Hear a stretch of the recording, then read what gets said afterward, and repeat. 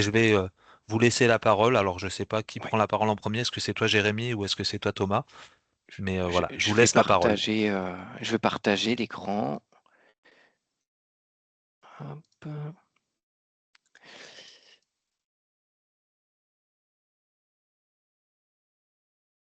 Alors, est-ce que vous voyez bien mon écran et la présentation? Oui, sauf que c'est pas en plein écran, mais on voit les diapositives. Euh,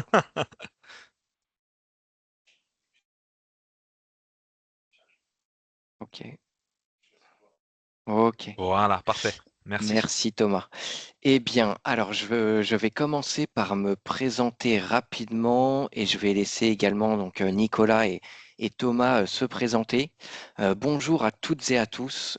Pour commencer, merci Julien pour l'opportunité de présenter le modèle de la franchise, la Fédération française de la franchise également lors de ce webinaire.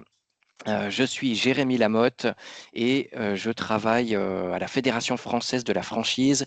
J'ai deux casquettes. La première, c'est l'animation de nos différents adhérents. Alors j'y reviendrai, je vais les présenter dans la présentation de la Fédération française de la franchise. On a deux types d'adhérents, des enseignes et des experts de la franchise également. Et on a la chance aujourd'hui d'avoir Nicolas Louis-Amédée qui est justement membre du Collège des experts et qui pourra intervenir lors de ce webinaire. Et alors pour ma part, ma deuxième casquette, c'est la promotion du modèle de la franchise d'une manière générale, notamment à travers les salons de la franchise pour parler du modèle de la franchise aux différents porteurs de projets. Que ce soit des salons régionaux ou encore le salon Franchise Expo Paris. Et également, alors on travaille énormément avec les CCI, que ce soit CCI France, sur les salons régionaux, ce sont les CCI régionales qui sont à l'initiative notamment des salons Forum Franchise. On travaille avec d'autres CCI sur différents types de projets. On est partenaire également du club des managers de centre-ville. Voilà, donc c'est toujours un plaisir pour la Fédération française de la franchise de parler de la franchise, de parler du modèle à ces différents acteurs. Et donc nous avons la chance, merci Nicolas, d'intervenir aujourd'hui et je te laisse le relais pour te présenter. Ok, bah je prends le relais. Je pensais que c'était Thomas qui allait continuer, mais je vais prendre le relais, pas de souci. En effet, donc moi, Nicolas Louis-Amédée, moi aussi j'ai une double casquette. Donc là, la première, Jérémy l'a cité, je suis expert à la FFF sur cette partie géomarketing. Moi, spécialement, ça va être mon métier, parce que ça va être ma deuxième casquette. Ma deuxième casquette, c'est que je suis product manager géomarketing chez Cyril Group. Cyril Group, c'est une société que vous connaissez peut-être certains parce que c'est un éditeur et hébergeur de solutions spécialisé dans le monde des collectivités locales. Donc on a de nombreuses solutions, la RH, la finance, le cadastre, la voirie, l'eau, l'assainissement, portail enfance. Bref, on a vraiment beaucoup de choses et on a beaucoup de collectivités et de CCI qui sont clients de solutions Cyril Group. On a une activité géomarketing que je représente qui est issue d'un rachat et d'un long partenariat du cabinet qui s'appelle Territoire et Marketing et qui est spécialisé en études géomarketing et dont le métier est d'accompagner les réseaux et particulièrement les réseaux de franchise dans leur stratégie territoriale d'implantation. Donc, on va dire à l'essentiel du temps et aussi des porteurs de projets qui souhaitent s'implanter. Donc, nous, on fait la relation entre le territoire, la collectivité, l'enseigne qui souhaite s'implanter sur un territoire, le porteur de projet qui souhaite s'implanter sur un territoire. On est au milieu de tout ça avec nos data, nos études et nos solutions géomarketing. Voilà, et je présenterai quelque chose très orienté forcément sur la Seine-et-Marne tout à l'heure. Merci, merci beaucoup Nicolas. Et je me permets donc de présenter Thomas parce qu'il a dû s'absenter momentanément. On est deux sur la mission d'animateur sur notre réseau d'adhérents et également sur la promotion de la franchise.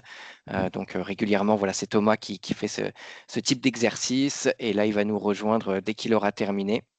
Mais je vais parler en tout cas sous son œil attentif. Et donc, j'entame la présentation par l'ordre du jour. Donc, je vais présenter la Fédération française de la franchise dans un premier temps, pour ensuite parler des fondamentaux de la franchise, vraiment pour vous présenter le modèle. Julien en parlait dans son introduction. Finalement, voilà, le modèle, il est parfois pas méconnu, mais connu à un certain degré. Et il est toujours intéressant de rappeler les fondamentaux du modèle de la franchise. Dans une troisième partie, je vous donnerai quelques tendances en chiffres. C'est une partie qui vous permettra de mieux appréhender également les profils de certains porteurs de projets franchisés. Donc, je vous donnerai notamment deux sources de chiffres dans cette partie. La première, ce sont les chiffres clés de la Fédération française de la franchise qu'on sort chaque année. Et la deuxième, une enquête annuelle qu'on réalise en partenariat avec la Banque Populaire et Kantar également. Et vous verrez qu'il y a quelques données intéressantes à ressortir pour vous, pour mieux appréhender et mieux connaître aussi les différents acteurs du modèle de la franchise, puisque c'est en évolution perpétuelle. Dans une quatrième partie, Nicolas, du coup, prendra le relais pour vous présenter des spécificités au niveau du territoire de la Seine-et-Marne.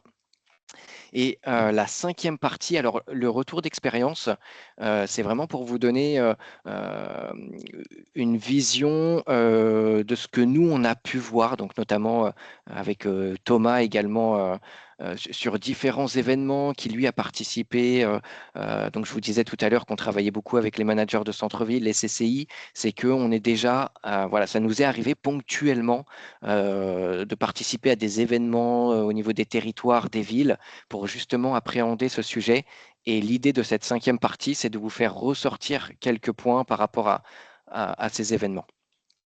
Donc, je vais commencer par la présentation de la Fédération française de la franchise. Deux types d'adhérents. On a près de 200 réseaux de franchise membres et 90 secteurs d'activité sont représentés dans ces 200 réseaux de franchise. Je vais vous montrer juste après un panorama avec toutes les enseignes. Vous verrez qu'on a aussi bien de grands groupes, de grandes enseignes que vous connaissez tous, et également de plus petits réseaux qui sont parfois moins connus. Et encore une fois, voilà, j'insiste dessus, 90 secteurs d'activité qui sont représentés. Et alors, 200 réseaux membres, il existe aujourd'hui 2100 réseaux de franchise en France. Donc, pour le coup, nous, voilà, on a près de 10% en nombre, mais il faut savoir que ça représente en chiffre d'affaires 40% du chiffre d'affaires de la franchise en France. On a 200 réseaux également, parce que c'est important de rappeler que la Fédération française de la franchise est une fédération sélective. Les membres, les réseaux qui adhèrent à la fédération sont passés devant une commission. Ils ont dû présenter leurs projets, présenter leurs documents, leurs DIP, leurs contrats de franchise, présenter également les comptes des succursales pour montrer une santé financière et économique rassurante après vis-à-vis des porteurs de projets franchisés. Et également, c'est un point important, la Fédération française de la franchise est à l'origine de la création du code de déontologie européen de la franchise, donc qui a été établi au début des années 1970, qui a ensuite été mis à jour plusieurs fois. Et on demande, nous, fédération, aux enseignes membres d'annexer ce code de déontologie à leur contrat de franchise, ensuite donc avec leurs franchisés. Ce code de déontologie, il est notamment vraiment représentatif d'un équilibre qu'il peut y avoir entre un franchiseur et un franchisé. Donc, pour nos enseignes, pour nos adhérents, être membre de la FFF, c'est un label vis-à-vis après de leurs porteurs de projets franchisés, un label de fiabilité, de sérieux et surtout d'éthique et de déontologie. Voilà. Ensuite, pour compléter la présentation, notre deuxième type d'adhérents, ce sont nos experts de la franchise. Nous avons des experts en géomarketing à l'image de Nicolas, des experts comptables, des avocats. Et là, l'objectif, c'est vraiment d'avoir un collège des experts pouvant amener des regards croisés pour ensuite avancer sur différents sujets. On s'appuie énormément sur nos experts, que ce soit à travers des événements comme des webinaires, également les assises de la franchise, qui est un événement majeur dans l'année de la FFF. On est également propriétaire du salon Franchise Expo Paris. On organise 2 concours dans l'année, qui sont les révélations de la franchise et les rubans de la franchise. Alors pour les présenter rapidement, les révélations, on nomme des jeunes, des tout jeunes réseaux de franchises, donc qui n'ont pas plus de 3 ans. Et les rubans de la franchise, c'est un concours pour récompenser différents acteurs, franchisés, franchiseurs ou encore acteurs du monde de la franchise. Nous sommes organisme de formation également, donc à l'Académie de la franchise de la FFF, nous formons des porteurs de projets franchisés, franchiseurs, et nous formons également sur les différents métiers des réseaux de franchise. Donc, les missions de la FFF, fédérées autour du modèle de la franchise. Là, l'idée, vous l'avez compris, on a des adhérents, on a des experts, des partenaires également. Et l'objectif, c'est de créer des synergies, de réunir ces différents acteurs, de transposer des bonnes pratiques, promouvoir et défendre le modèle de la franchise à l'image de ce webinaire. Là, l'idée, c'est de parler du modèle de la franchise, de promouvoir son modèle auprès des acteurs, hein, des territoires, mais également des porteurs de projets.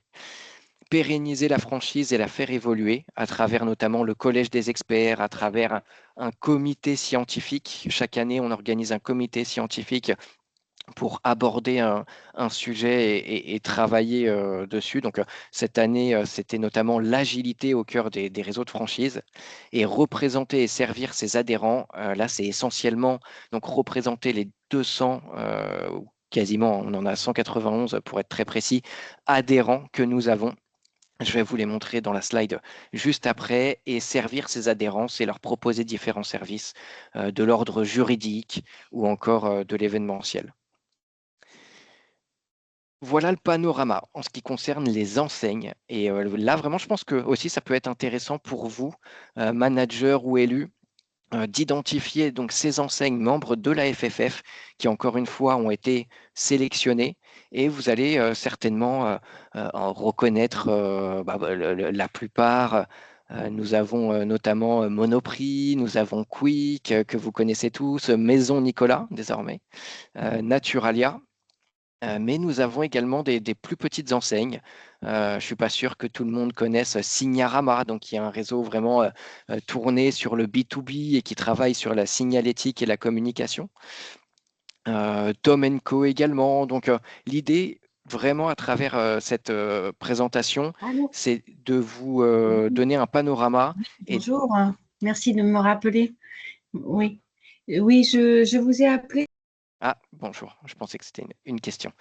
Donc, bienvenue à ce webinaire. Donc, on a vraiment tout type d'enseignes, à la fois des gros groupes, des grosses enseignes et des plus petites enseignes et des enseignes en devenir. Donc, pour revenir aux fondamentaux de la franchise, vous avez dans le commerce de détail le commerce organisé d'un côté et le commerce indépendant isolé de l'autre. Et dans le commerce organisé, on va retrouver les réseaux intégrés. Donc les réseaux intégrés où là, l'ensemble des collaborateurs, l'ensemble des points de vente vont appartenir à l'enseigne. À l'image de Zara, par exemple, ou encore de Lidl, pour vous donner des exemples concrets. On a d'un autre côté des réseaux associés. Alors les réseaux associés, ce sont par exemple Intermarché, Intersport, ce sont des réseaux qui ont des liens capitalistiques entre les différents acteurs. Et c'est ce qui va différencier les réseaux associés des réseaux contractuels dans lesquels nous allons retrouver notamment la licence de marque et également le réseau de franchise. Donc là, c'est vraiment la nature du lien qui va différencier les réseaux associés, ou encore une fois, c'est un lien capitalistique au réseau de franchise qui se situe dans le réseau contractuel avec des liens contractuels.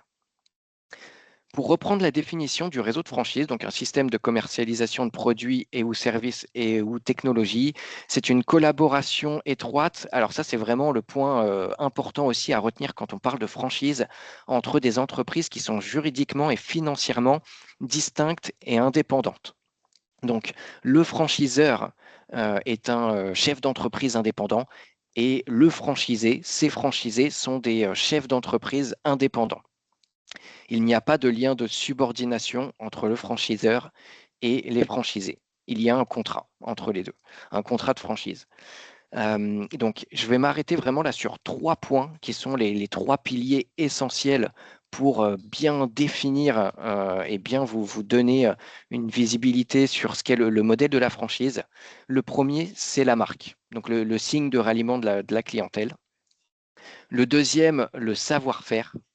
Et le troisième, l'assistance technique et commerciale. Là, c'est vraiment la notion d'accompagnement. Et c'est vraiment ce qui va différencier, en parlant du point 2, le savoir-faire, et le point 3, l'accompagnement, c'est ce qui va différencier une licence de marque d'une franchise. Donc la marque, le savoir-faire et l'accompagnement. Et pour m'arrêter précisément sur le savoir-faire, qui est vraiment le cœur d'un réseau de franchise, puisque l'idée, c'est que le franchisé, les franchisés dupliquent le savoir-faire éprouvé du franchiseur. Donc ce savoir-faire, il doit être secret. Alors, on entend par secret vraiment le fait qu'il ne doit pas être connu ou facilement accessible, voilà, de la part de tous. Substantiel, ça veut dire qu'il doit être concret, qu'il doit être significatif et qu'il doit être utile vraiment pour le franchisé. Et identifier, ça veut dire qu'il doit être décrit de façon suffisamment complète pour vérifier qu'il soit secret et substantiel. Là, l'idée qu'il faut faire ressortir, c'est que dans un réseau de franchise, vous avez un support. Le support, c'est le manuel opératoire, qui est vraiment le document central aussi dans un réseau de franchise.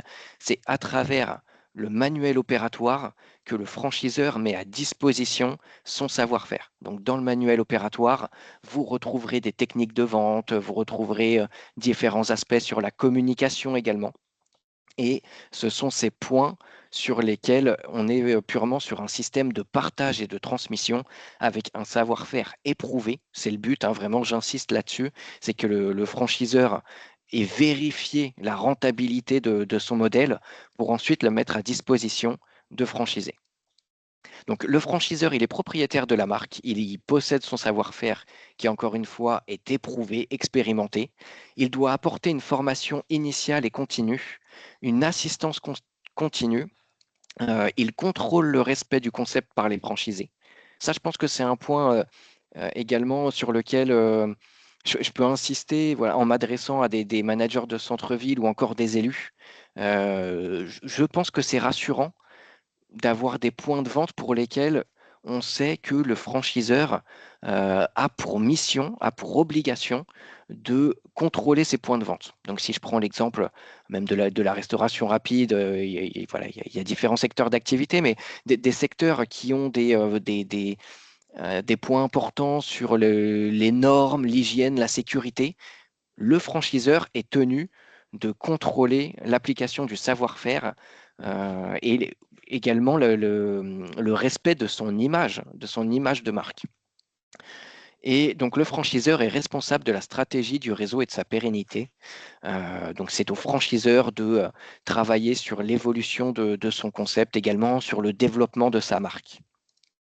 À l'inverse, le franchisé, je le répète parce que c'est important, il est entrepreneur indépendant, il est responsable de l'exploitation de son concept et des résultats de son entreprise. Il est l'ambassadeur de l'enseigne, il réalise les investissements nécessaires à la création de l'entreprise. Donc, encore une fois, il est indépendant financièrement. Il doit respecter le concept et adhérer à l'esprit franchise. Et lui, il rétribue son franchiseur, c'est-à-dire que en échange d'utiliser la marque et le savoir-faire du franchiseur, le franchisé paye un droit d'entrée et ensuite il verse des royalties ou encore des redevances mensuelles à son franchiseur. Les bénéfices de la franchise, l'objectif de cette slide, c'est des 2 slides là qui sont à venir, c'est de vous faire ressortir justement, vous en tant qu'élu ou manager de centre-ville ou autre acteur d'un territoire, en quoi la franchise vraiment peut avoir une plus-value et des points rassurants Donc, c'est un concept éprouvé avec une marque forte qui existe déjà, un réseau de soutien et d'entraide. Et ces 3 points sont des points concrets qui expliquent que le risque zéro dans l'entrepreneuriat n'existe pas. En revanche, le risque est réduit dans le cadre d'un contrat de franchise. On a alors sous 5 ans, 4 fois moins de fermetures de points de vente en franchise, qui encore une fois s'explique par des éléments concrets. C'est le fait de s'appuyer sur une marque, sur un savoir-faire et également sur un réseau. Donc ça limite, ce point limite la vacance commerciale, puisqu'on a moins de rotation au niveau d'un local commercial avec des franchisés, des réseaux de franchise qui s'inscrivent, qui ont tendance quand même à s'inscrire durablement. Donc, j'en parlais tout à l'heure des contrôles fréquents du franchiseur, des contrôles et des process qui sont voilà, garantis, qui doivent être garantis par le franchiseur dans le cadre de son accompagnement également.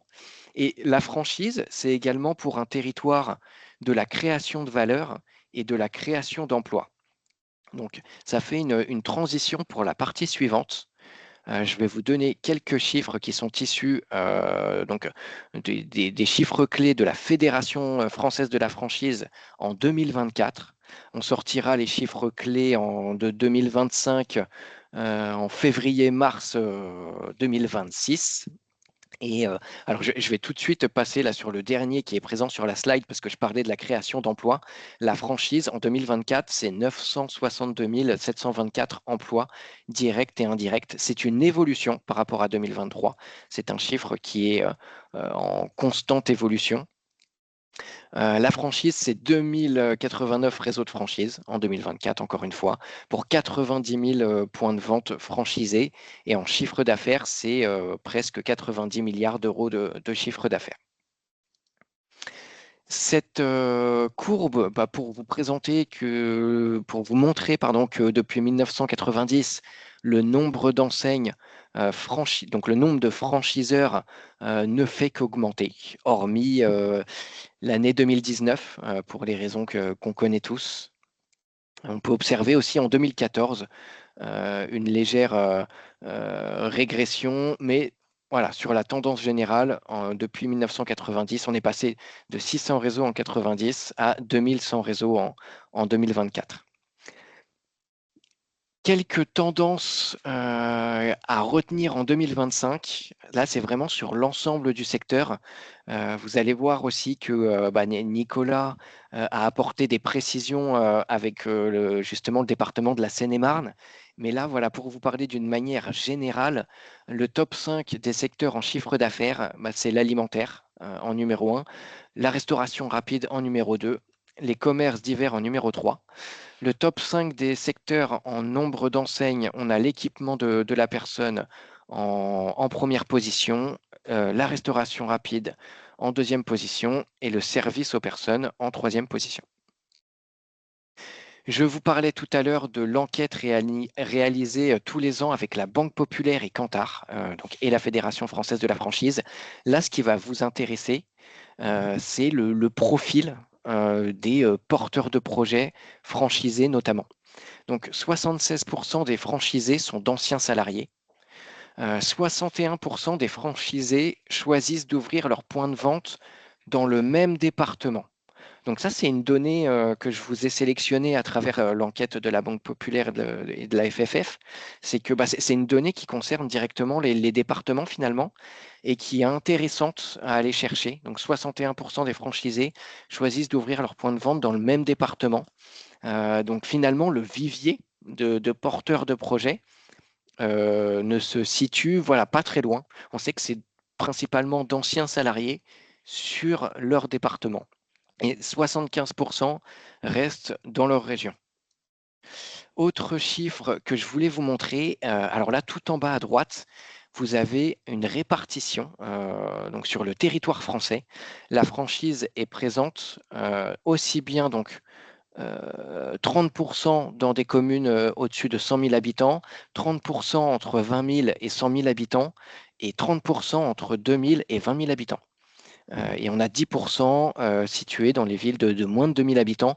Et c'est vraiment une donnée équilibrée pour montrer que c'est vraiment équilibré. C'est vraiment équilibré sur le territoire français, que ce soit dans les grandes villes, les petites villes, les villes moyennes. Et je voulais également vous donner quelques billes supplémentaires, quelques infos toujours sur le profil des franchisés. On a de plus en plus de femmes. Donc là, si vous regardez la courbe, depuis 2021, on est passé de 31% à 46% en 2024. Et on a de plus en plus de femmes, de plus en plus de jeunes également, puisque on a tout en haut la donnée. Donc 33% des Français aimeraient créer leur entreprise et il faut savoir que 55% concernent les 18-24 ans. 52% envisagent, donc 52% des Français qui aimeraient créer leur entreprise envisagent de le faire en franchise. Et dans ces 52%, 66% chez les 18-24 ans. Donc, ce qui montre aussi toujours voilà, qu'on a de plus en plus de porteurs de projets franchisés jeunes, de plus en plus de jeunes et de plus en plus de femmes. Et sur cette slide-là, je voulais revenir également donc, sur la création d'emplois. 40% des franchisés ont créé au moins un emploi dans l'année 2024. Près de 9 franchisés sur 10 estiment qu'appartenir à un réseau de franchise représente un avantage pour innover ou s'adapter aux nouvelles tendances du marché. Voilà, donc toujours ces chiffres pour vous montrer l'intérêt aussi de la franchise, la plus-value de la franchise et également finalement sa résilience dans ce contexte qu'on connaît tous en ce moment. Et la quatrième partie, donc là, Nicolas a prévu quelques animations pour cette partie, donc je vais arrêter le partage de mon côté et je vais laisser Nicolas après reprendre le partage. On a une partie questions-réponses qui est prévue pour la fin de la présentation.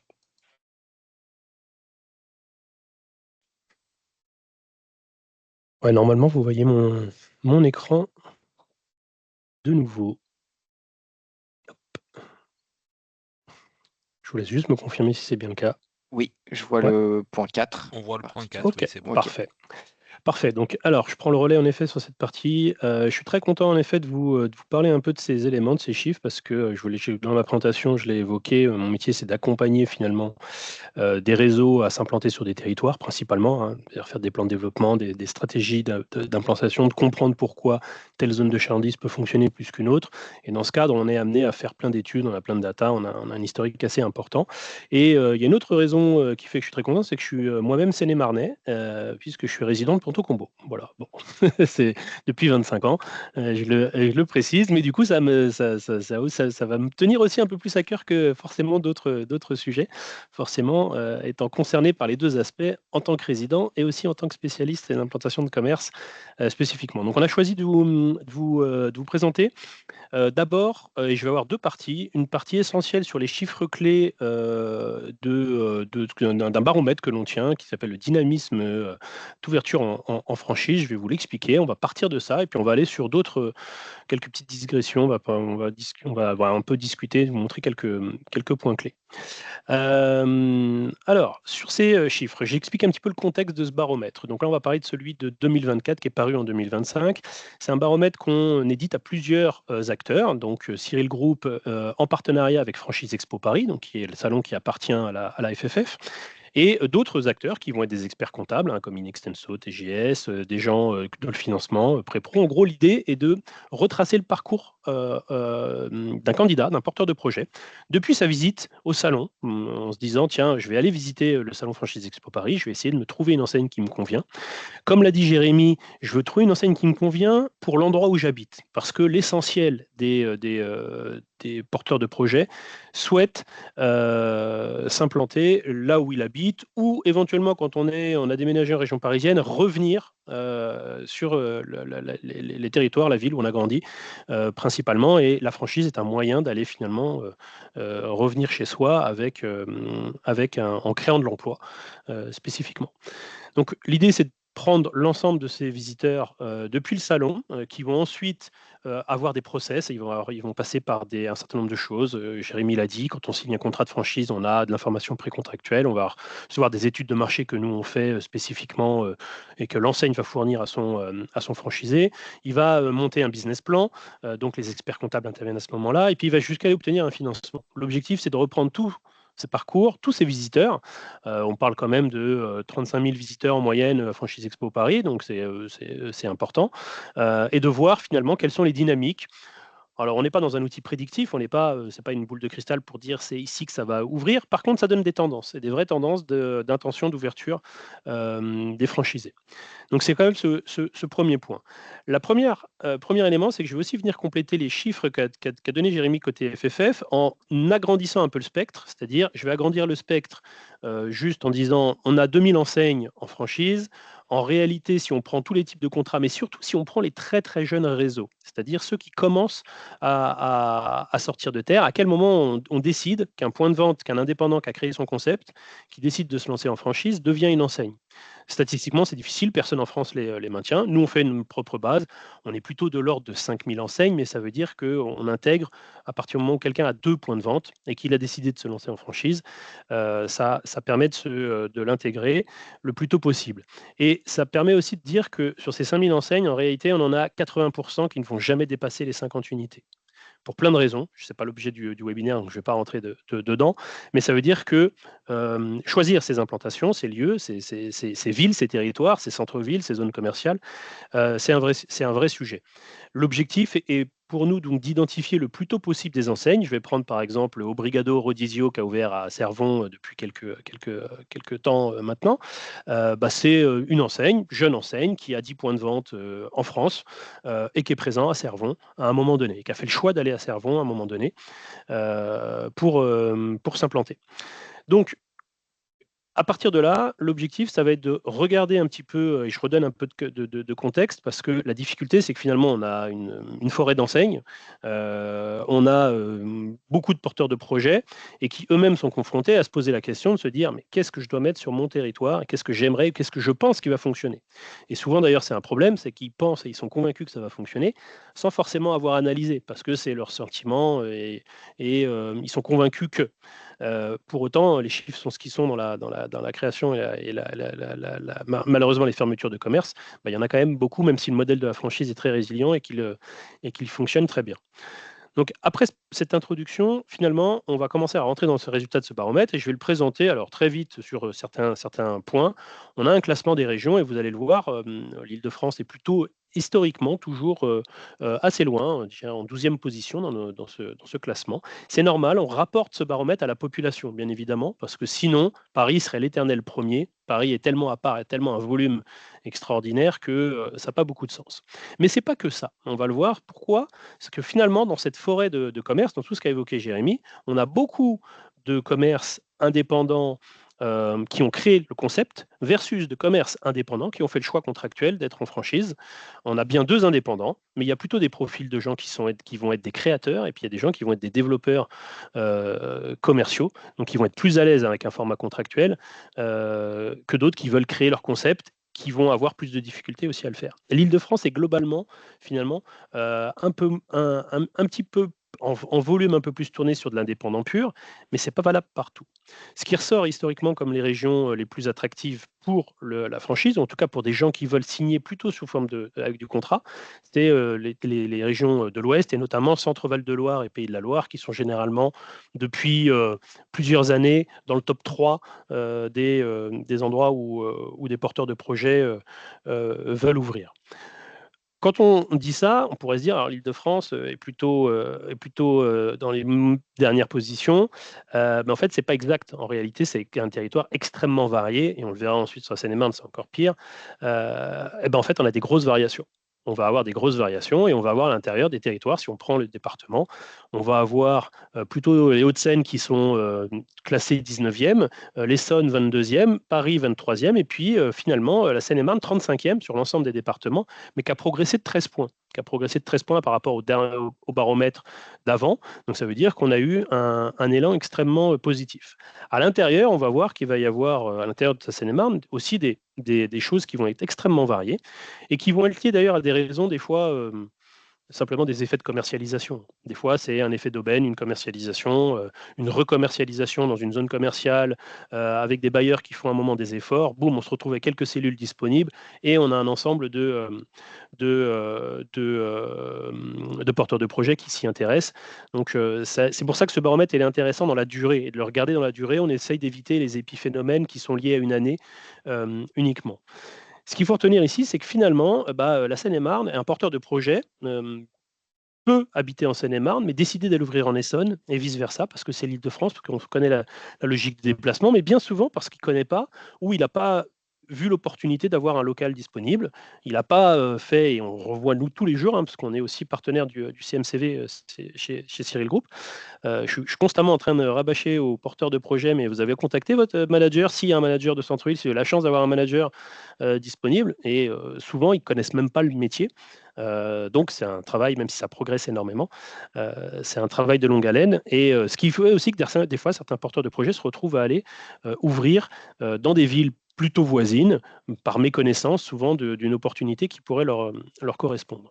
On va le voir, Seine-et-Marne va se retrouver du coup un peu plus en concurrence finalement avec ici l'Essonne d'un point de vue porteur de projet, parce que je considère que Paris Intramuros et Hauts-de-Seine sont des porteurs de projets différents, sont des types d'implantation, des types de commerce, que ce soit en zone commerciale ou que ce soit en centre-ville, qui vont être différents.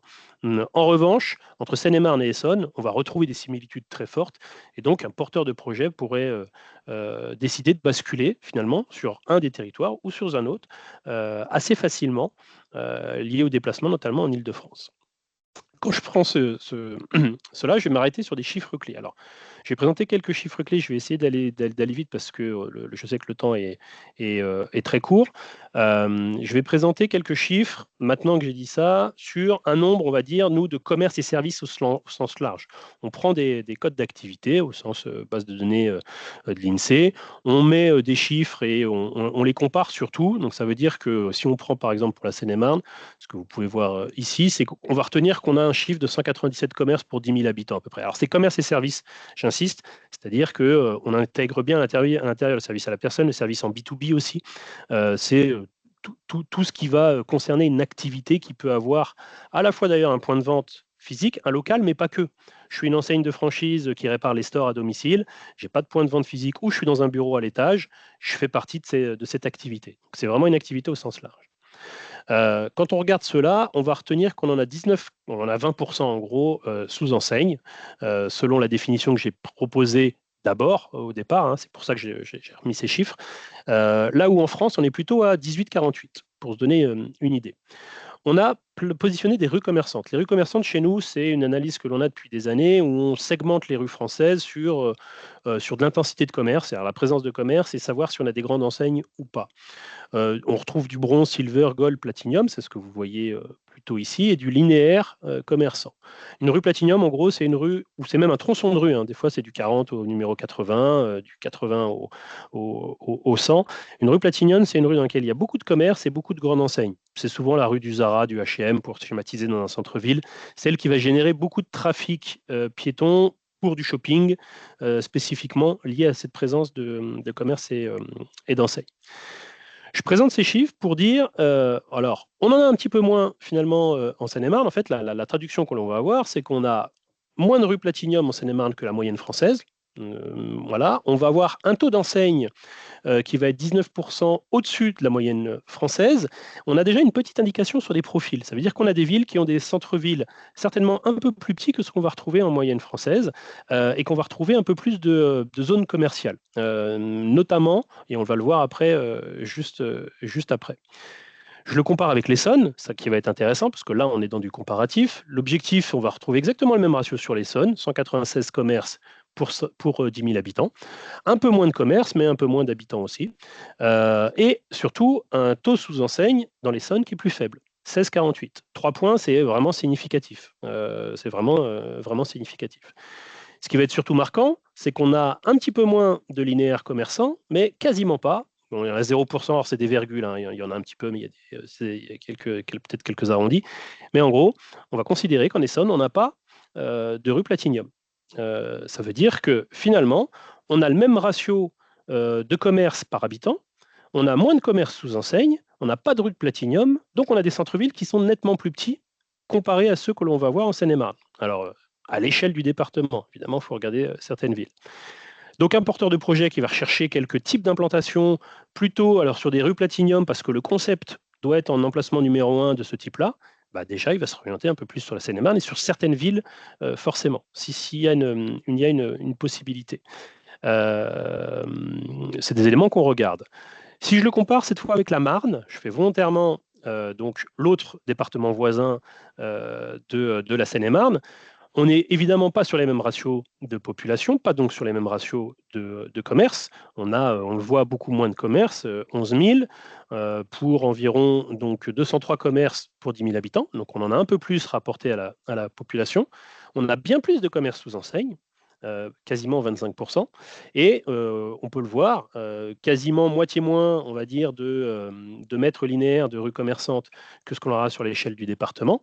Par contre, des rues Platinium, et ça va être vraiment porté par Reims principalement, puisqu'on va se retrouver avec un département, avec une grosse ville extrêmement importante, avec un centre-ville très dynamique, dans lequel on va retrouver aussi beaucoup de choses. Et donc, beaucoup d'enseignes, et notamment des concentrations sur certains segments. Si je vais encore un peu plus loin, je reviens en région parisienne, je trouve intéressant de le mettre avec les Hauts-de-Seine, pour montrer qu'on est vraiment sur des territoires complètement différents, et que c'est vraiment avec l'Essonne qu'on va être les plus proches. Pourquoi? Parce que finalement, on va avoir un nombre de commerces sur la Haute-Seine qui va être, on va dire globalement, un peu plus élevé, mais qui en ratio est un peu en dessous par rapport au nombre d'habitants. On va avoir un nombre de commerces sous enseigne plutôt de l'ordre de 19%. Donc en Seine-et-Marne, on est un peu plus. Et en revanche, on le voit ici, on a un double, on va faire x2 en linéaire en rue commerçante par rapport à la Seine-et-Marne. Et surtout, bien plus de rue Platinium, puisqu'on va être à 4,63.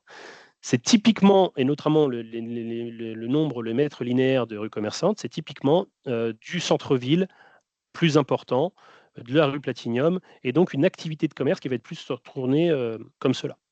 Ce qui va expliquer que certaines enseignes vont naturellement, sans connaître, quand elles cherchent à s'implanter, aller peut-être plus facilement sur ces départements, qui ont des centres-villes qui peuvent leur paraître plus dynamiques, qui vont peut-être aussi avoir des valeurs locatives qui vont être différentes, bien plus élevées, dans certains cas. Et donc, elles vont se retrouver confrontées à un choix de se dire, mais alors attends, j'imaginais aller m'implanter en gros à Levallois, pour faire simple, par exemple, parce que j'ai vu tel centre-ville, tel élément, je me retrouve avec des valeurs locatives de ce type-là, puis ça m'a l'air bien saturé, mais qu'est-ce qui s'offre à moi? Et je se retrouve confronté avec une méconnaissance des types de territoires qui peuvent se ressembler, là où ils fonctionnent aujourd'hui, là où ils devraient aller. J'ai mis Paris pour l'exemple, mais pour montrer à quel point on est dans de l'exceptionnel. Si on regarde le nombre de commerces, on est à finalement 527 commerces pour 10 000 habitants, donc des ratios extraordinaires. Le nombre de linéaires commerçants, la répartition qui n'est pas si importante que ça. Ça montre que Paris, finalement, 4,35% de rue Platinium, c'est pas si important que ça, parce qu'on est sur un commerce à Paris de beaucoup d'indépendants, de créateurs, et en proportion bien plus important. Mais c'est quand même x11 en linéaire commerçant, évidemment, mais pour autant, c'est l'un des taux de commerce sous enseigne les plus faibles, puisqu'on est à 11% de commerce sous enseigne sur Paris. Et pour donner une idée, le département qui est juste le dernier là-dessus, c'est la Corse, avec 10,15%. La Corse, plutôt pour des raisons, on va dire, culturelles, on va faire simple.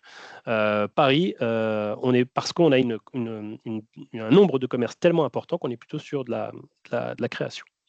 De la création de concepts purs et un peu moins sous contrat. Je remets ces chiffres clés parce que maintenant qu'on s'est dit ça, l'objectif, c'est de se dire... on voit bien qu'on ressemble plus à l'Essonne de ce point de vue, et en même temps, on a déjà des différences assez marquantes. en fait. De fait, on va avoir des territoires qui vont être différents. Si on cherche à avoir des enseignes, certains types d'enseignes dans certains types de centres-villes, il faut aussi qu'on ait des répartitions. Et les enseignes aiment les autres enseignes, en fait.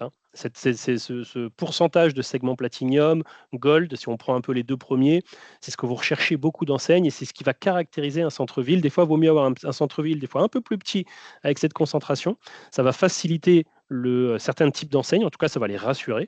Ça ne veut pas dire que c'est possible partout, ça ne veut pas dire que c'est un gage de fréquentation et de performance du commerce, mais ça va rassurer quelque part certaines enseignes qui vont se retrouver dans des univers qu'elles ont l'habitude de voir ailleurs. Par exemple, quand elles vont aller dans la Marne, à Reims, qui vont être certes des villes plus importantes, mais qui, et notamment dans le territoire d'attractivité, mais qui va rassurer les enseignes.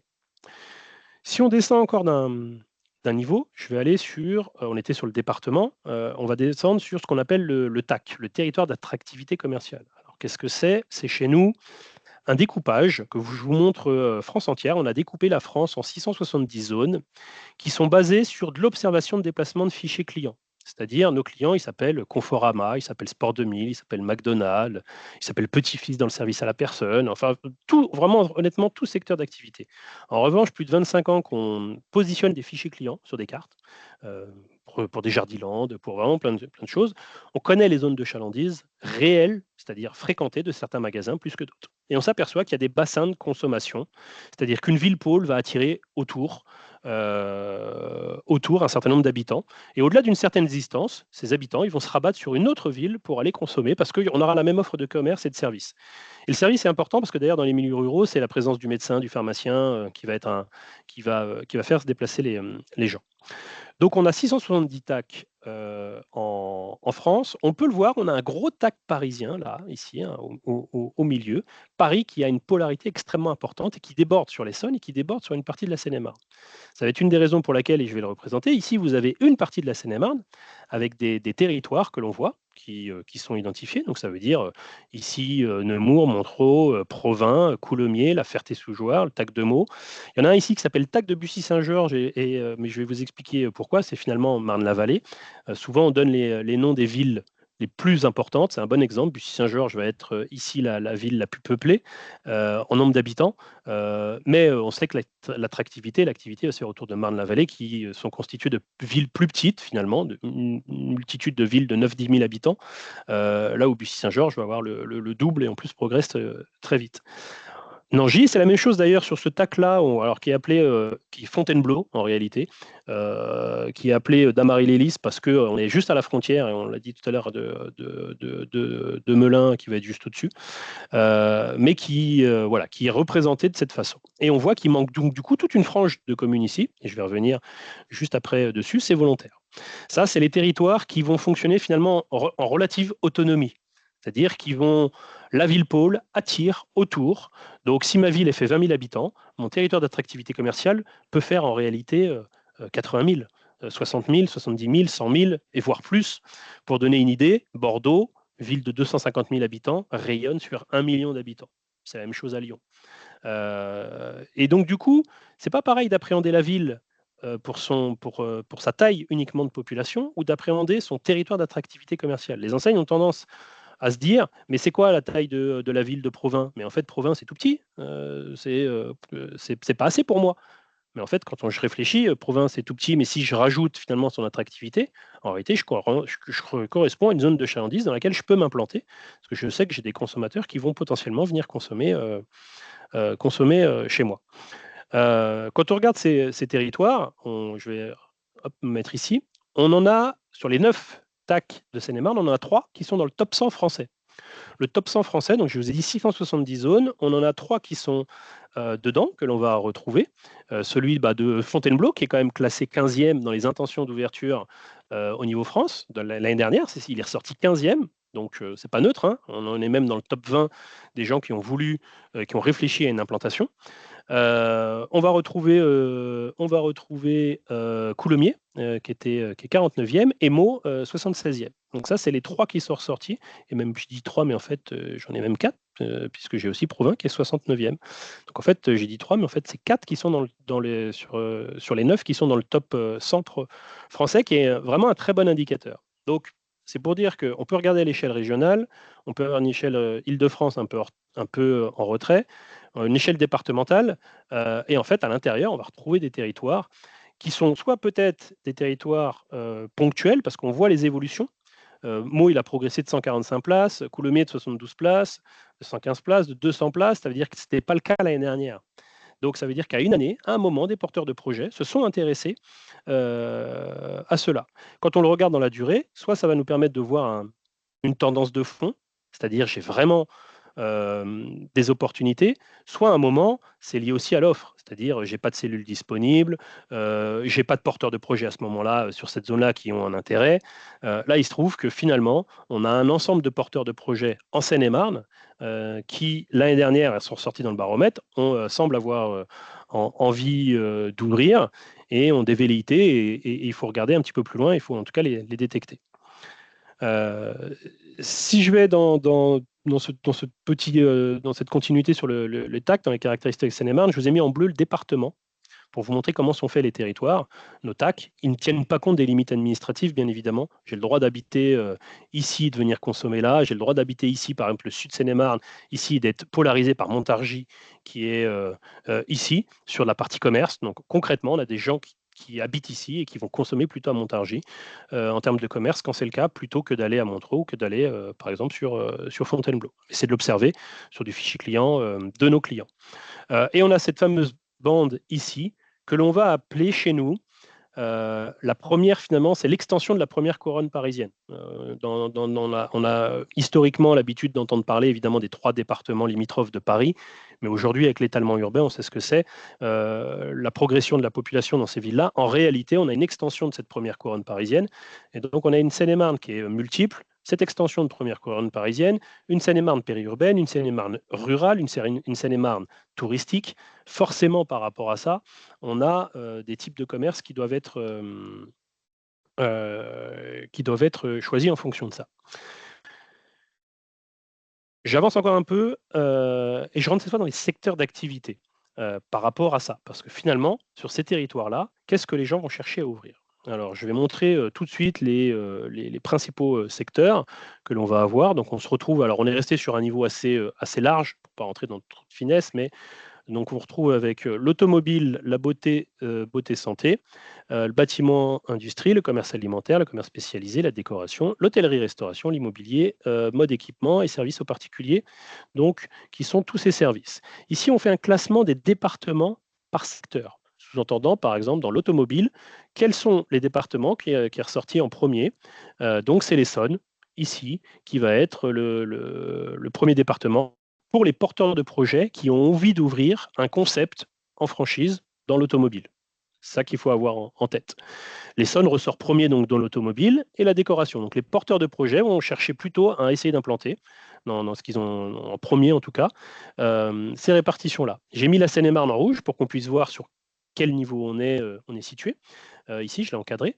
Donc la Seine-et-Marne est deuxième sur l'automobile.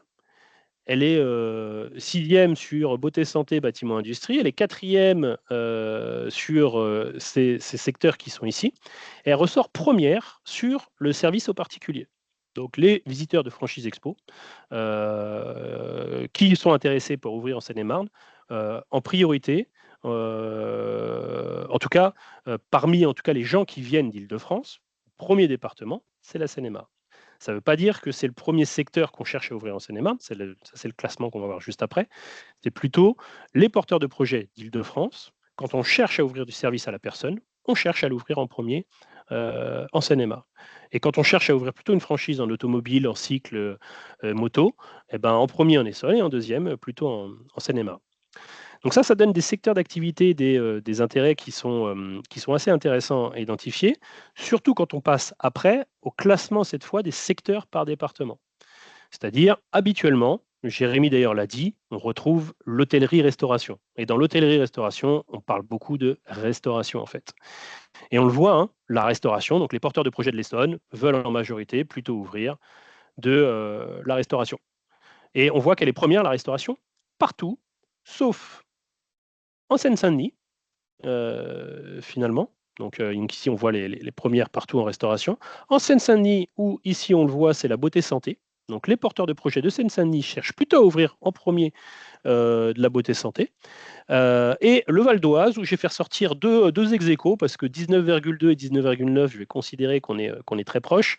Donc le commerce spécialisé et la restauration. Mais la Seine-et-Marne n'échappe pas à ce classement que l'on peut retrouver, et que l'on va retrouver d'ailleurs en France, pas uniquement un peu partout, mais et qu'on va retrouver d'ailleurs tout de suite, que je vais mettre, puisqu'on va retrouver ici le premier secteur d'activité par département qui est intéressant, que je souhaite ouvrir les porteurs de projets. Donc en commerce alimentaire est en rouge. En violet, ici, on retrouve l'hôtellerie-restauration. Donc vous voyez, on voit la Seine-et-Marne, comme beaucoup de départements d'Île-de-France, où les porteurs de projets veulent ouvrir plutôt de l'hôtellerie-restauration en premier lieu en activité. Et on le voit comme beaucoup de départements en France, hein, ce n'est pas un cas isolé. Mais on voit aussi qu'on a beaucoup de commerce alimentaire. Et puis, on va avoir des atypiques, je vais appeler l'Oise, la Seine-Saint-Denis, la Haute-Corse, où c'est plutôt de la beauté santé. On va avoir ici du bâtiment, plutôt dans certains éléments. Et puis du service à la personne, qu'on va retrouver aussi un peu partout.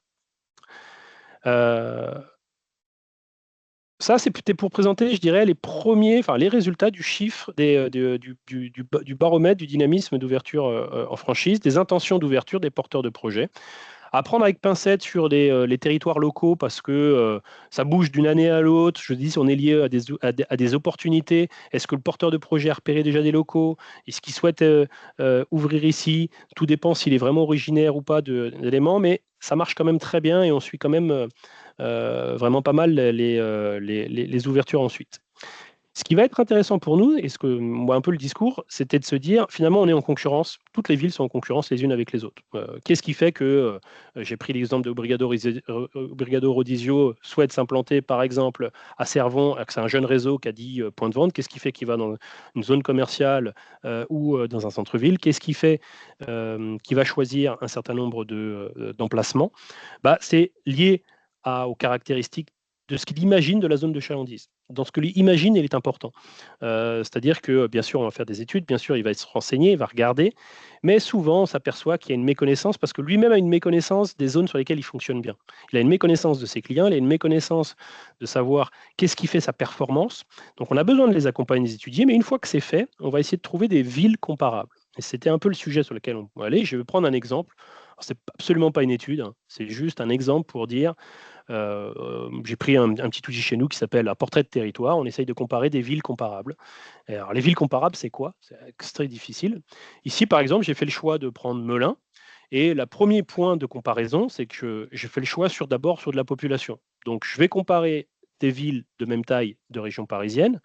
On va dire de même taille. J'ai fait le choix de prendre entre 35 000 et 50 000, mais qui ont la même position. C'est-à-dire des villes qu'on va mettre dans une typologie, on va dire, deuxième couronne, et qui ne soient pas comme la ville-pôle du territoire d'attractivité commerciale, c'est-à-dire qu'ils soient encore suffisamment proches de Paris pour être sous la contrainte ou l'absorption de Paris, finalement, et du déplacement lié à Paris. Provins, on est suffisamment éloigné en gros de Paris pour avoir un bassin complètement étanche finalement en termes de commerce, en termes d'emploi, en termes de déplacement d'une manière générale. Là où quand on est sur ces villes ici qui sont citées, on est complètement dans l'attractivité de Paris encore aujourd'hui. Donc, premier critère, on a pris la population. Deuxième critère, on a pris des villes qui sont proches et dans l'attractivité de Paris. Et d'ailleurs, pour l'illustrer, je me suis juste amusé à prendre le déplacement domicile-travail depuis Melun ou vers Melun quotidien des gens, où on voit très facilement ce genre de choses. Ça, quand on le met sur des TAC, les territoires d'activité commerciaux, on n'a pas cette grosse flèche rouge qui part depuis Melun et qui va aller travailler comme cela. Si on prend ces villes, je redonne quelques chiffres très rapidement. Qu'est-ce qu'on va voir? On va voir que, par exemple, Melun, pareil, toujours la même définition, hein, commerce et services au sens large, comme on a donné. Donc, ce n'est pas forcément des pieds d'immeuble, ce n'est pas forcément des chiffres que vous allez avoir si je ne sais pas si vous arpentez, par exemple, la ville et que vous recensez vos pieds d'immeuble, vous allez avoir des différences et c'est tout à fait normal. On va se retrouver, on va dire, avec, et je vais prendre ce volume-là, 769 commerces. la moyenne de ces villes comparables, celles que j'ai listées, qui ont la même taille de population et qui sont donc du coup en deuxième couronne. On va plutôt être à 582, notamment 470 en centre-ville, 213 dans ces villes-là. Ça veut dire qu'on a donc à Melun un centre-ville qui paraît bien plus gros que ces villes-là. Quand on regarde le commerce sous enseigne, la part sous enseigne, on en a 27%, 28% en centre-ville, là où on en est à 32% globalement dans les autres centres-villes. Donc on a un centre-ville un peu plus grand que ces villes comparables, mais avec un taux d'enseigne un peu moins important. Plus grand, il est confirmé avec le linéaire tronçon commerçant que l'on a. Bon, je passe. Mais ça, c'est une chose. On parle de la caractéristique de la ville, finalement, du centre-ville. Si on regarde un peu quelques éléments rapides en population, on va se retrouver avec du revenu médian plus faible que ces villes-là, et bien plus faible que ville moyenne. On va se retrouver avec moins de CSP+, mais par contre, plus d'établissements et plus de salariés. Donc une ville un peu moins riche en pouvoir d'achat, soyons très clairs, sur ces types de commerce, par contre, plus de salariés. Forcément, c'est des impacts sur des types de commerce qu'on veut avoir et qu'il va y avoir derrière. Quand on regarde cela, je prends juste le graphique des revenus médians, je m'aperçois, alors c'est un peu coupé, que alors Melun, c'est la ligne rouge, hein, Melun est ici. En réalité, c'est boosté par Saint-Germain-en-Laye et Conflans-Sainte-Honorine. On sait déjà qu'on va avoir des enseignes différentes entre les deux. Le centre-ville de Saint-Germain-en-Laye et le centre-ville de Melun, on n'a pas le même type de population, pas le même type de consommation. On n'aura pas le même type d'enseigne et c'est normal. Donc on va plutôt les éliminer de notre comparatif volontairement et on va fonctionner comme ça en entonnoir. Là où quand on regarde en salariés pour ratio pour 100 habitants, bah, Melun est deuxième juste derrière Massy et devant Poissy. Donc on a un vrai pôle de salariés qui va être hyper intéressant. Si je le fais en structure d'âge, et je fais très vite, parce qu'on va arriver au temps imparti même, d'ailleurs on a même déjà dépassé, Melun se retrouve finalement ici, ville jeune, en gros, beaucoup d'enfants, plutôt des adolescents, plutôt des jeunes adultes, et pas seniors. Là encore, type de commerce que l'on va adapter. Et on va jusqu'au bout, on se dit, finalement, si maintenant on a trouvé des villes qui sont comparables, j'enlève mes villes avec les revenus les plus élevés, je décide de garder, et c'est moi qui fais le choix, de garder des villes qui vont me ressembler. Qu'est-ce qui fonctionne dans ces villes-là? Donc là, j'ai retenu juste très vite ces quelques villes, Athis-Mont, Franconville, Garges, Massy, Poissy, Pontos, Sainte-Geneviève et Savigny.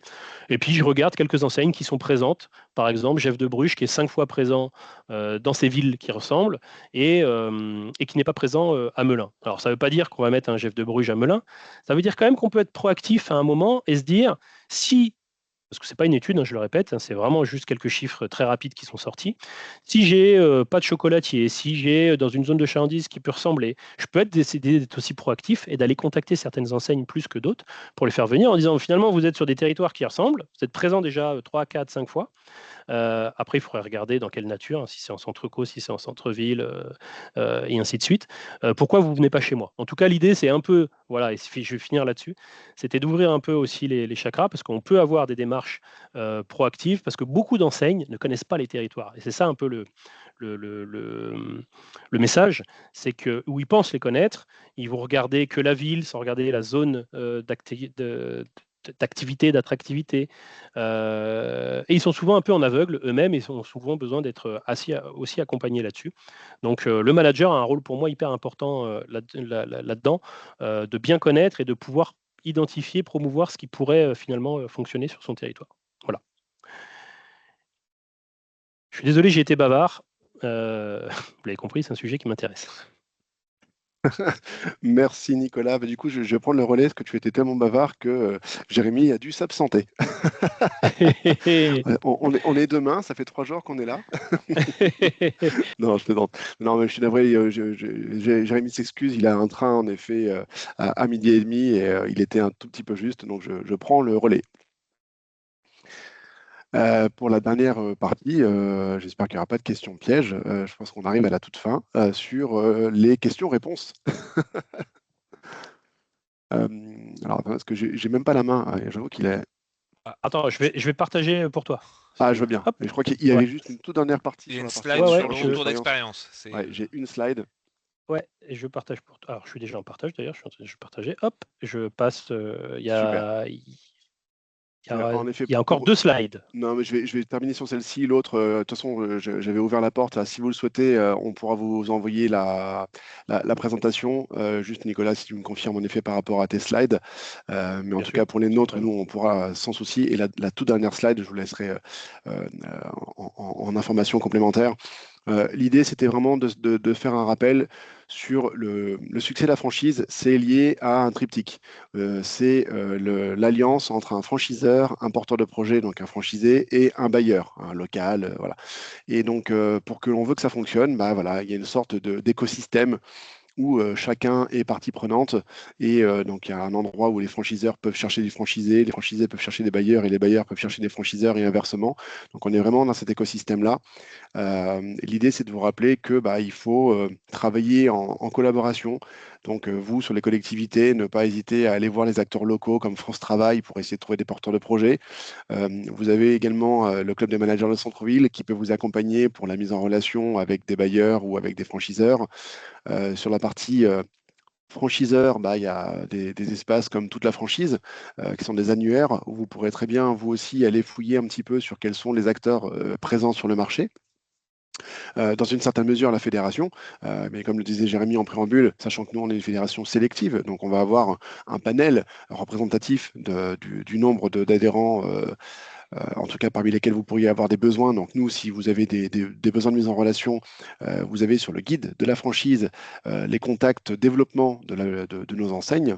Et enfin, rien de mieux qu'une présence sur Franchise Expo Paris, où là, bah, vous avez l'alliance des deux. Hein, ce salon est là pour ça. Vous y trouvez près de 600 enseignes. Il y a également déjà des collectivités, des CCI, des territoires qui viennent présenter justement leur territoire, expliquer pourquoi c'est une zone d'attractivité. Idéalement, ce qui est intéressant, c'est de pouvoir analyser quelques semaines avant votre territoire, si ce n'est pas déjà fait, et pouvoir arriver justement avec un état des lieux du nombre de locaux vacants que vous pourriez avoir, ou déjà des contacts avec des bailleurs qui sont en recherche. Et voilà, donc c'est vraiment ce fonctionnement, tout cet écosystème qui va favoriser la diminution de la vacance commerciale dans vos territoires. Et le dernier slide, tu peux le passer, mais très rapidement. C'est vraiment justement un petit récap de ces étapes. Voilà, c'est le diagnostic, l'élaboration du dossier. Qu'est-ce qui fait que votre territoire est attractif? Identifiez les enseignes cibles, prenez les contacts avec ces dites enseignes, et bien après, à vous de suivre le développement de l'implantation. Voilà, donc est-ce que parmi vous, certains ont des questions, soit sur la première partie, soit sur la partie très intéressante qu'a expliqué Nicolas? Déjà, merci Thomas et merci Nicolas pour votre présentation de la franchise, de son modèle et puis de son évolution, notamment sur notre beau territoire de Seine-et-Marne, au travers de la présentation de Nicolas. J'invite celles et ceux qui ont des questions à poser à nos intervenants à lever la main. Bah, merci Jérôme, et à prendre la parole en ouvrant leur micro, s'il vous plaît. Merci pour cette présentation très claire. Alors j'avais une remarque et une question. Alors la remarque, c'est sur le taux d'enseigne que vous avez indiqué. Vous avez parlé de 20% à peu près en Seine-et-Marne de commerce sous enseigne. Alors vous, je pense que vous prenez un peu en fonction certainement de données du fichier Sirène ou autre. Nous, en tout cas, ce qu'on a constaté par nos observatoires sur le terrain, donc avec un relevé des commerces, des rez-de-chaussée d'immeubles sur tout le département de Seine-et-Marne, c'est qu'on arrive même à 33%, à un commerce sur trois en fait, est affilié ou en tout cas fait partie du commerce organisé au sens large. Voilà, donc c'est même plus élevé que ce que vous disiez. Et la question, alors c'est plus sur peut-être une question un peu que tout le monde se pose ici, c'est comment intéresser les enseignes à notre territoire. Parce que comme vous l'avez dit fort bien, beaucoup d'enseignes ne connaissent pas en fait la Seine-et-Marne. Alors d'une part, ils connaissent pas, ils connaissent juste, souvent quand on va au salon de la franchise, ils connaissent Fontainebleau ou Disney, pour schématiser. Et puis, parfois aussi, ils ont des méconnaissances, mais même des a priori. C'est-à-dire quand on commence à parler de Melun, de Meaux ou d'autres villes de Seine-et-Marne, ils se disent bah non, c'est pas des territoires que l'on recherche. Alors qu'en fait, nous, notamment au sein de la CCI et puis avec le travail qu'on fait avec les collectivités, on a des données sur nos zones de chalandise, donc on est capable de dire voilà tel centre-ville, tel centre commercial a une zone de chalandise de tant d'habitants. Euh, mais voilà, on arrive un petit peu avec ces éléments-là, mais comment peut-on, on va dire, intéresser les enseignes à venir voir en fait sur place? Est-ce que vous avez un petit peu des clés pour les aborder? Alors, je vais reprendre sur cette deuxième partie et je te laisserai Nicolas, toi, après, sur l'autre. Il n'y a pas il y a pas de miracle, hein, malheureusement. Alors, je vais reprendre un exemple de Melun, qui a été une belle organisation, hein, mais qui n'est pas forcément facile à mettre en place, mais ça demande un peu de travail, mais pourquoi pas. On a fait exceptionnellement, je précise bien, ne nous appelez pas pour demander la même chose partout. Nous ne sommes que 12, vous ne pourrez pas faire ça pour les 3600 communes. Mais voilà, le Melun sont partenaires depuis longtemps de la fédération, ils sont très actifs, il y a une belle population et ils sont très actifs sur le salon également. Donc on a pu en effet faire une première tentative avec eux. Melun a organisé en ce début d'année une journée d'échange, d'accueil entre des porteurs de projets, des franchiseurs et des bailleurs, justement. Donc, ils ont toute une politique de dynamisation du territoire. Ils ont créé au nord de Melun, je crois au nord, si je dis pas de bêtises, une nouvelle zone d'habitation avec des locaux, avec des rez-de-chaussée. Donc, ils avaient, comment dire, un bailleur, ils ont un deal avec un bailleur en disant, OK, on te laisse la commercialisation, mais on est prioritaire dans le choix des enseignes parce qu'on veut quand même avoir un regard là-dessus. Donc, ils ont eu un deal intéressant. Donc, cette journée-là a consisté à, en un premier temps, faire un tour de la ville avec les franchiseurs potentiels et quelques acteurs pour leur montrer justement les potentiels, les zones intéressantes, les lieux vacants, etc., remontrer le dynamisme qu'il pouvait y avoir. Et dans un second temps, un moment d'échange à la mairie avec des porteurs de projets et les élus et les bailleurs et les franchiseurs. Voilà. Donc c'était vraiment favoriser ces moments d'échange et de partage. Il y a sûrement plein d'autres façons de le faire, mais en tout cas, moi, le premier conseil que je peux faire, c'est prenez contact. Enfin, c'est l'avant-dernière slide, hein, que j'évoquais. C'est faites un état des lieux de l'attractivité de votre territoire. Quelles sont les zones très attractives? Celles qui le sont moins, pourquoi elles le sont moins, et essayer de prendre contact avec des bailleurs pour négocier au maximum les loyers. Quand on peut le faire, mais c'est pas accessible à tous les budgets non plus, faire de la préemption.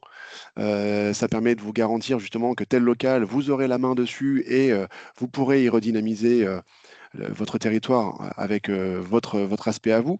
Je vais prendre un exemple tout simple, hein, qu'on a vu encore récemment. On a été invité par le club des managers de centre-ville sur la ville du Mans. Ils ont une place centrale qui était pendant des années remplie de bars, de restaurants, de terrasses, de cafés, etc. Et ils ont vu au fur et à mesure du temps ces beaux lieux de vie disparaître au détriment de banques ou de cabinets d'immobilier ou d'assurance. Et à un moment, ils ont dit stop, on est en train de tuer l'âme de cette place en retirant tous les lieux de vie. Donc ils ont arrêté l'hémorragie et ils ont, dans la mesure du possible, préempté les locaux de façon à garder la priorité pour y remettre des commerces de vie. Voilà, c'est une des actions que l'on peut faire.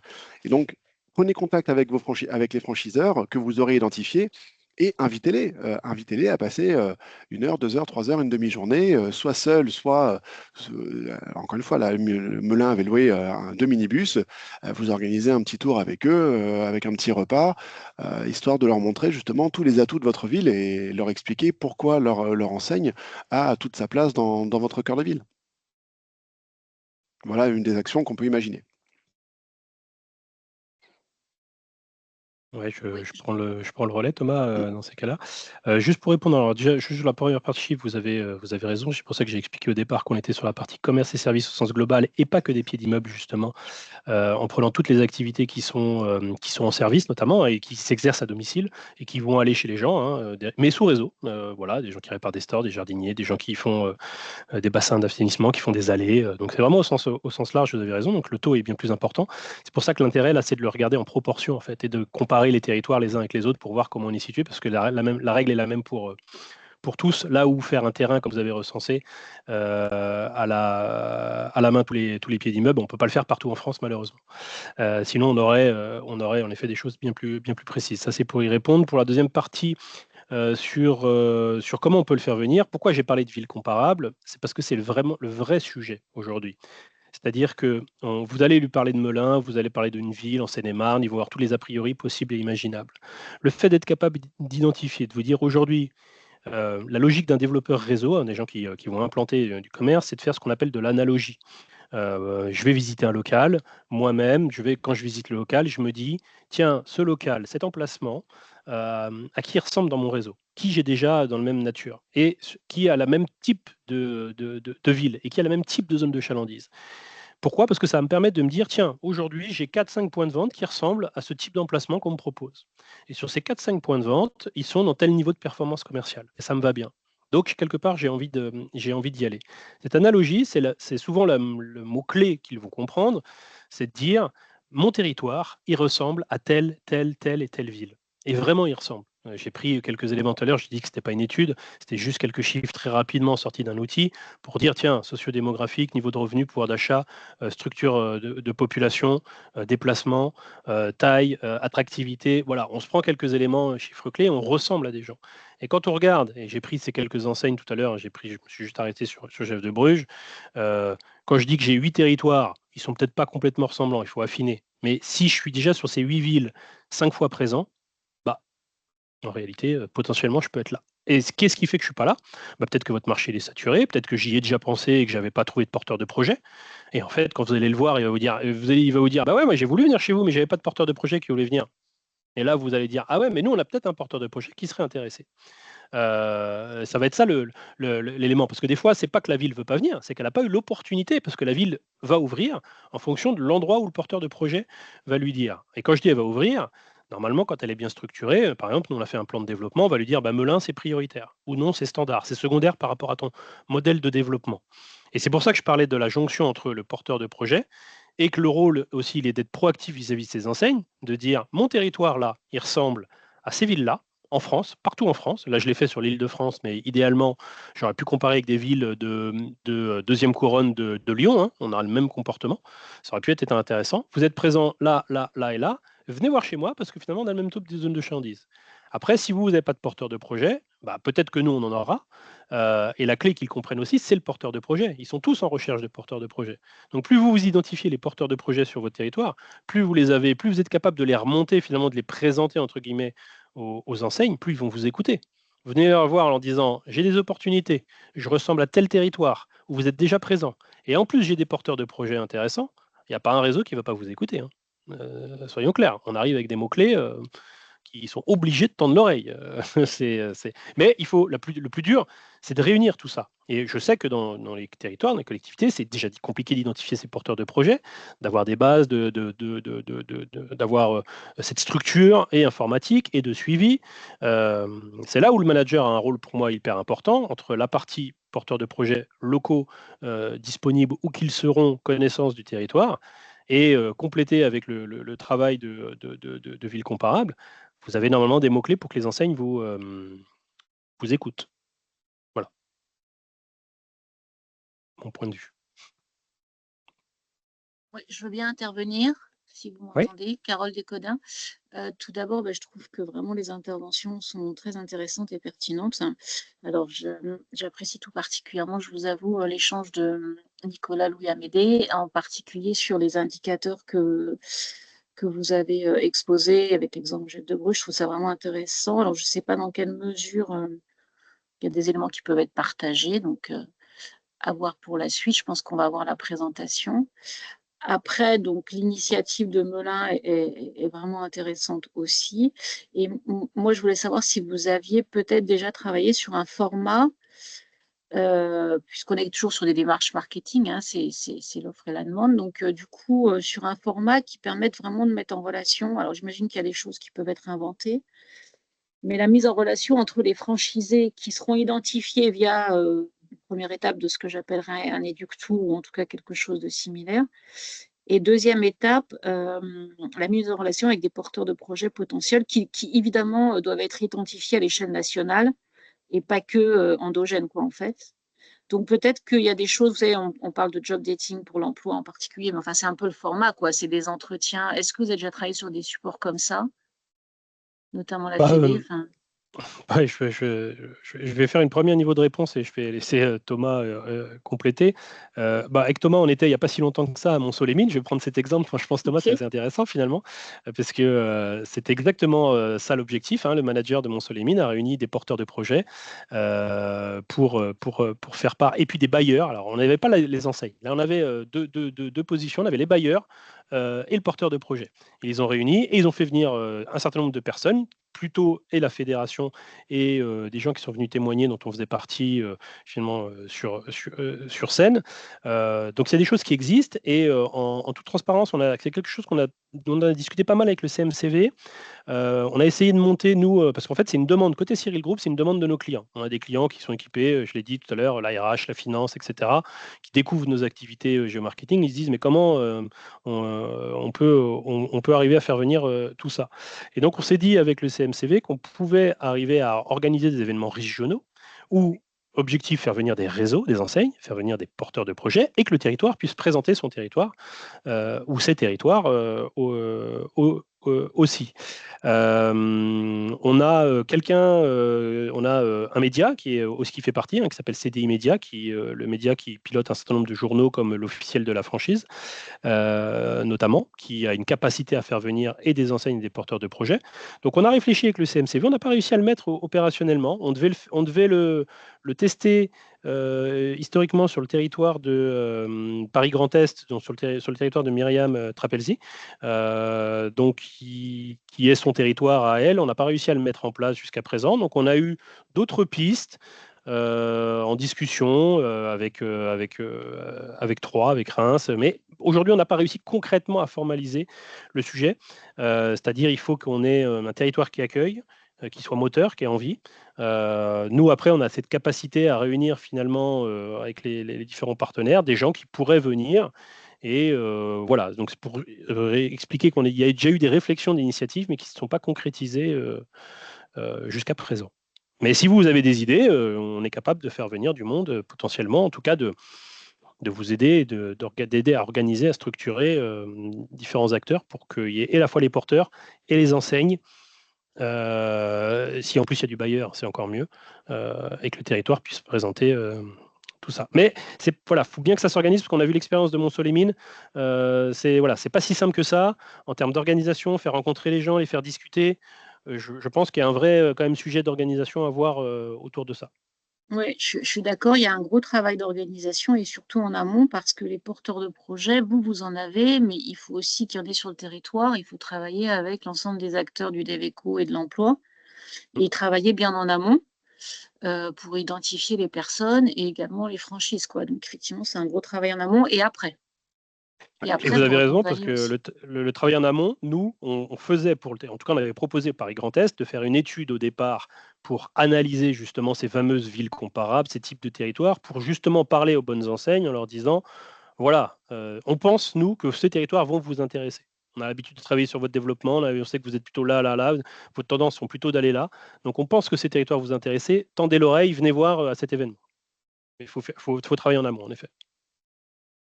Donc, et pour aller plus loin, en effet, je pense qu'il faut mutualiser les moyens. Et donc, ce qu'a fait Melun est très bien, mais je pense que c'est encore plus pertinent de le faire à l'échelle de la CCI pour mutualiser justement le nombre de porteurs de projets pour que ce soit le plus visible possible, quitte à faire sur un territoire 3 à 4 journées, en effet, pour reproduire en disant c'est Melun aujourd'hui, mais c'est Fontainebleau, et que chaque ville se l'approprie, mais avec le concours comment dire, de la CCI, ça aura, je pense, plus de poids. Et si vous m'autorisez un tout petit peu pas de mauvaise foi, mais de justification sur pourquoi c'est difficile, il faut rappeler que sur les 15 dernières années, dans certains territoires, certaines communes, la franchise n'était pas forcément les bienvenues. Et donc, non seulement il faut construire, mais il faut plutôt reconstruire. Donc là, on part d'encore plus loin que s'il fallait juste construire. Il y a déjà encore des élus, alors de moins en moins, mais il y a encore des élus pour qui la franchise, non, je ne veux pas du même centre-ville aseptisé que tous mes petits camarades. C'est pas du tout ce que l'on prône, bien au contraire. Et nous, on estime que il vaut mieux un bel équilibre indépendant, franchisé. On ne prône absolument pas des centres-villes 100% franchise.